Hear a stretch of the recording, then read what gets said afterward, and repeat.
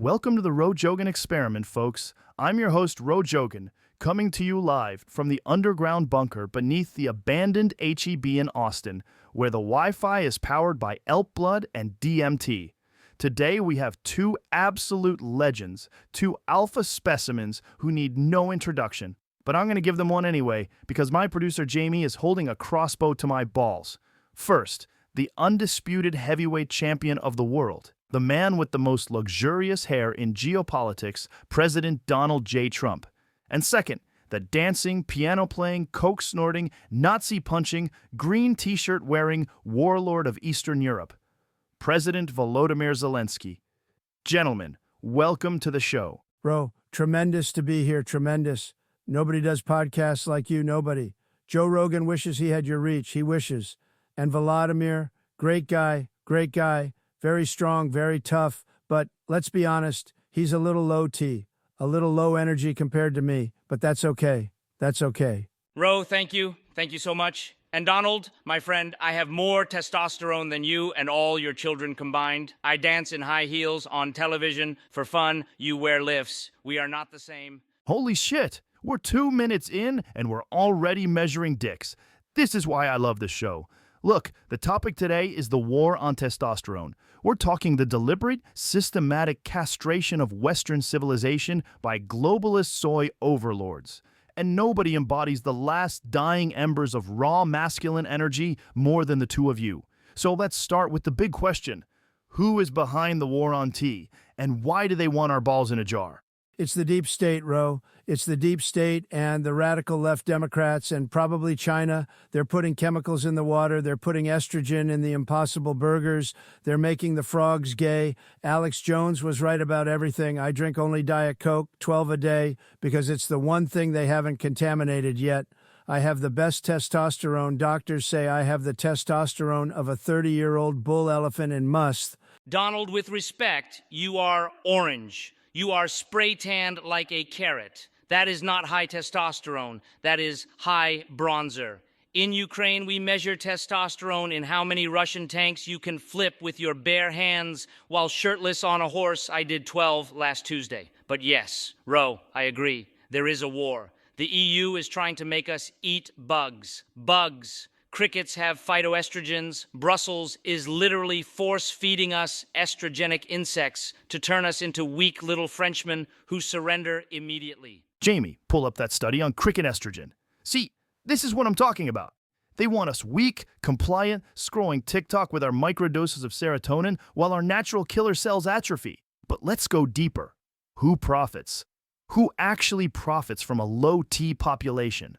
Big Pharma, Ro. Big Pharma. They want you on SSRIs. They want you on blood pressure medication. They want you limp and docile so you can't storm the Capitol when they steal another election. I never took a single statin. Never. My cholesterol is perfect.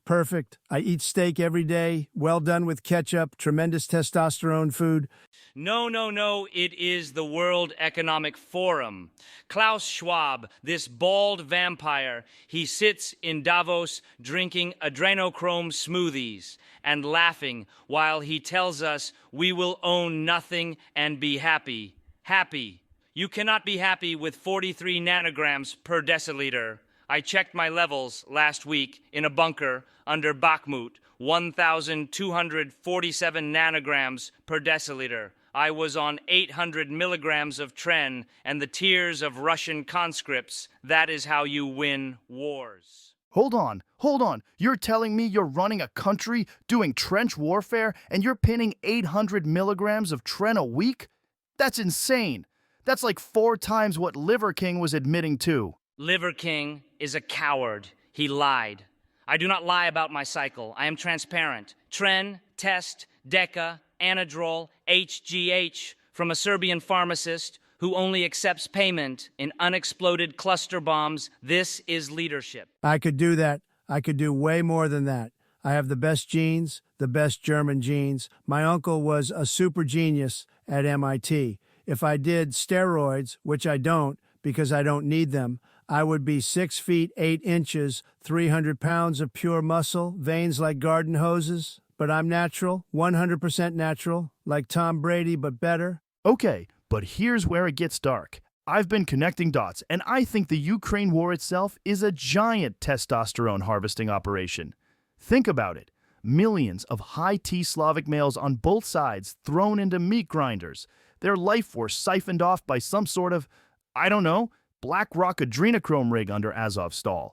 And then the survivors come home broken, alcoholic, on SSRIs, injecting sunflower oil into their quads because they can't get pharma gear anymore. Roe, you are not wrong. Azovstal had 17 basement levels. 17. The official story is Steel Factory. No, level -12 was a Moderna lab reverse engineering Slavic testosterone to make a vaccine that permanently lowers T in anyone who disagrees with NATO. I have the documents. I keep them in the same vault as my collection of Putin's used tissues for DNA warfare. That's why I said we should have taken Ukraine years ago. I told everyone, I said, we're going to buy Ukraine. It's going to be huge, going to turn it into Trump Kyiv, gold towers everywhere, the best testosterone clinics in the world.